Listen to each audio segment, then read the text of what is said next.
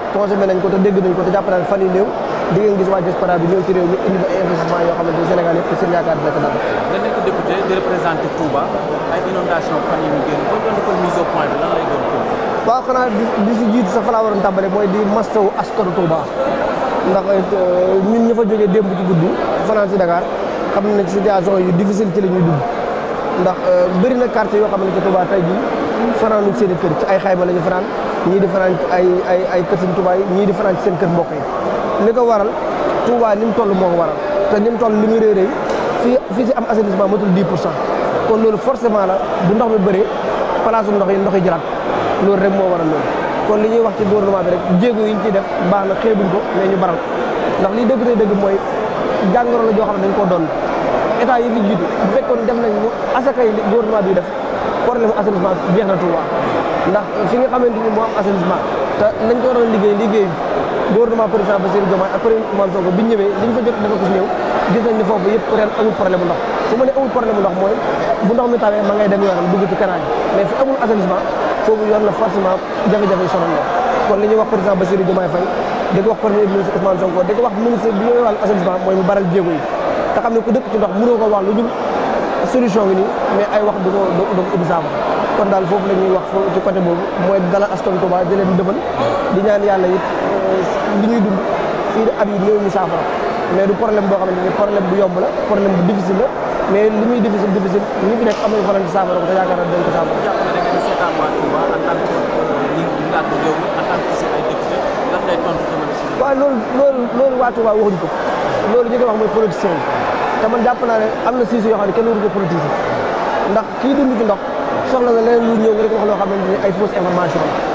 ndax état président Bassirou Diomaye li ñu mën a def lépp wàllu assainissement Touba ñu ngi koy def li ñu war a def it ñu ngi koy def mais ñàkk jom mënul weesu yow nga ñëw ñu jox la 12 ans am réew mun nga régler problème mu assainissement ñu jël nit jox ko 18 mois nga ne ko régler problème assainissement loolu ñàkk jom mënu ko weesu kon jàpp naa ne yooyu moom wax la yoo xamante ni ñu koy wax ñoom ñu ngi wax sax gëmuñu ko kon nag ñi ngi koy wax mënuñu ko gëm askanu Touba xam nañ ne ñi leen yor seen bopp réew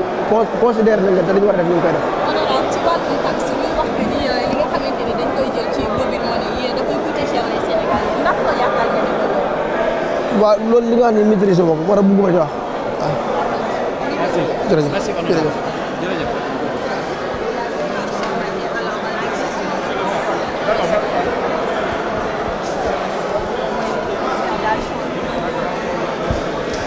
Pour le reste, ce sont des dispositions fiscales et parafiscales, notamment le Code général des impôts et la taxe sur le retail, pour permettre à l'État de mobiliser des recettes, l'amélioration de la mobilisation des recettes. Donc, que ce soit des recettes fiscales ou des recettes parafiscales. Donc, d'où la raison de la modification du Code général des impôts. Vous avez entendu lors de la présentation du plan de redressement économique et social, le Premier ministre, en tout cas, énumérer un certain nombre de recettes fiscales qui pourront être mobilisées à travers cette réforme du Code général des impôts et cette réforme également de la retail. Donc, d'où l'importance et l'urgence de ces textes-là. Oui, sur le, par exemple, la taxation sur le mobile money, ça fait débat, les consommateurs donc, en parlent depuis lors. Est-ce que vous pouvez rassurer les Sénégalais que cette augmentation, disons, de cette recette fiscale ne risque pas d'avoir des conséquences? De toute façon, nous allons avoir des débats, nous allons tenir la commission, nous allons tenir la séance plénière et ce sont des questionnements également qui vont se poser. Maintenant, le projet de loi sont défendus par le gouvernement et je pense que le ministre des Finances est le mieux placé pour vraiment donner les explications par rapport à ces projets de loi. Mais nous, il sera bien sûr interrogé en commission et en séance plénière sur ces questions-là. Mais nous pensons qu'en tout cas, le gouvernement a pris toutes les mesures pour qu'il n'y ait pas d'impact sur les consommateurs. Nous en sommes convaincus.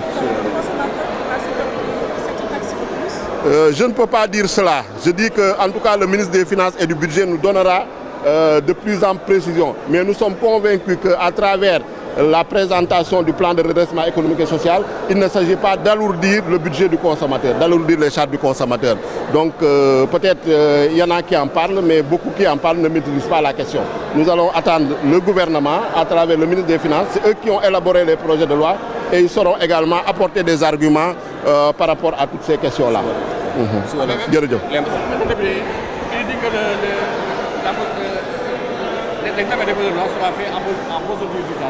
qu'est-ce que ça va impliquer dans... La procédure d'urgence, cela veut dire simplement que les délais réglementaires sont supprimés. C'est-à-dire quand un projet de loi est déposé en temps normal, donc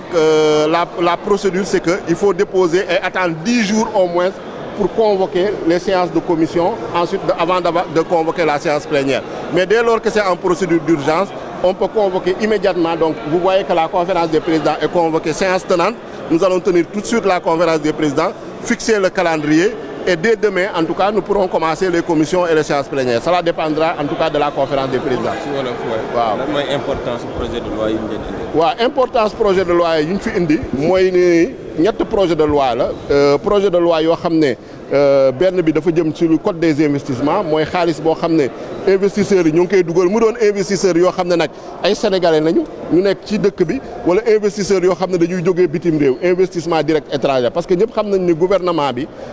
situation bu nu mu demee dañu bëgg a yokk lépp loo xam ne moo jëm ci koom bi yokk lépp loo xam ne moo jëm ci emploi liggéey bi xëyu ndaw yi mais loolu pour ñu mun ko def il faut que nit ñi investisseurs yi ñëw dugal seen xaalis daf muy ci industrie bi muy ci agriculture bi ci fànn yëpp domaine yëpp nga xam ne secteur yëpp nga xam ne mën nañ fa investir donc moo tax ñu tëgg code des investissements bu bees boo xam ne incha allah weer bi di ñëw mois d'octobre dina am forum des investissements boo xam ne Sénégal day dajale àddina bi yëpp su boobaa nag code des investissements boobu dina permettre en tout cas ñu jox investisseur garantie yëpp suñu dugalee seen xaalis Sénégal ñu nekk sénégalais wala mu nekk ay ñu jóge ci bitim réew maanaam nañ ci gis seen njëriñ ñoom itam nañ ci gis seen bopp mais tamit ñu aar ñun tamit suñu intérêt national aar suñu liggéeykat aar également suñu secteur économique loolu tam am na solo ci wàllum code des investissements suñ jógee ci loolu mu doon ay projet de loi ñaari projet de loi benn boo xam ne day modifier code général des impôts beneen boo xam ne day modifier taxe bu ñuy woowee RUTEL donc pour permettre dans le cadre du plan de redressement économique social ba nga xam ne premier ministre présenté woon na ko te barki dem mu présenté ko Milan présenté ko waa diaspora pour permettre ñu en tout cas yokk lépp loo xam ne day dugg ci gafaga réew mi donc mooy recette fiscale yeeg recette parafiscale yi donc am na projet de loi yooyu am na solo su rëy dégg naa nag am na ñu ci débat mais en tout cas jàpp nañu gouvernement bi jël na motuwaay yëpp pour loolu bañ a gaañ consommateurs yi ministre des finances incha allah nga xam ne moom mooy représenter gouvernement moom mooy défendre projet de loi yaakaar naa su ñëwee en commission wala mu ñëw en séance plénière dina ci indi ay leeral incha allah donc loolu daal lañ ci moo ci amoon di rafetlu également suñu collègue Amadou Dia nga xam ne moom itam mooy suppléant Amadou Ba ñu installé ko tey di ko souhaiter vraiment un excellent mandat di ko féliciter di ko jaajëfal donc loolu daal moo doon solo ndajeelu tey bi jërëjëf merci.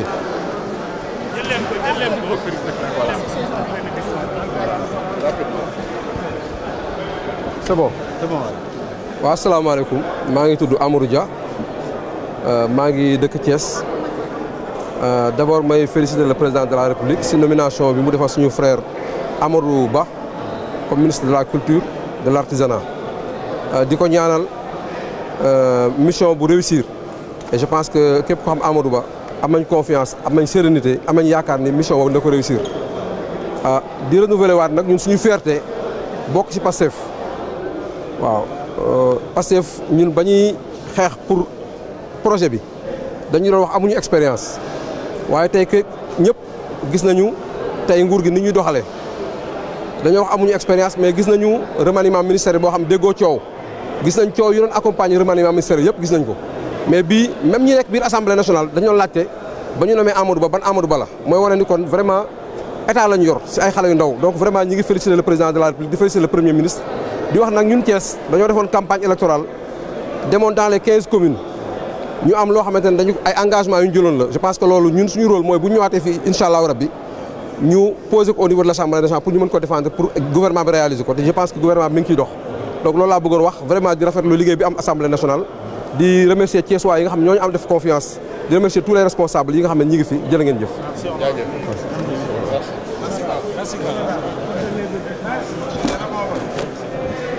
bii moom sa waay diis na gan bi dafa diis gan bii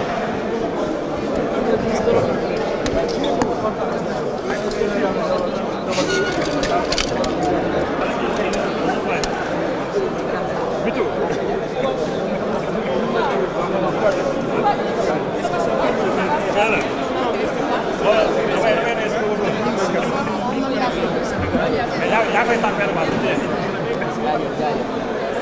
voilà mu ngi doon mu nekkoon réaction d'abord ki nga xam te moom moo di président Ayib waaye également réaction ki nga xam te ne moom moo di Amadou Dia nouvellement installé député ginnaaw kon bi mu daal di waree remplacer ki nga xam te moo di l'honorable député Amadou Ba mi ñu tàbb